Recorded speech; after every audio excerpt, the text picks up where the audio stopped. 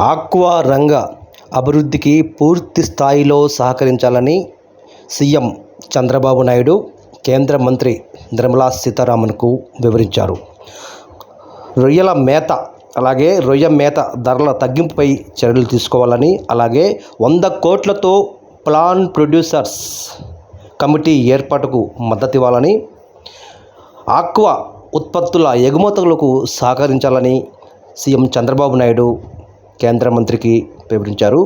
అలాగే పొగాకు రైతులను తక్షణమే ఆదుకోవాలని, ఇటు హార్టికల్చర్ హబ్బులకు నిధులు ఇవ్వాలని సీఎం చంద్రబాబు నాయుడు నిర్మలా సీతారామన్కు విన్నవించారు. అలాగే ఏపీ అభివృద్ధికి పూర్తి స్థాయిలో సహకరించి నిధులను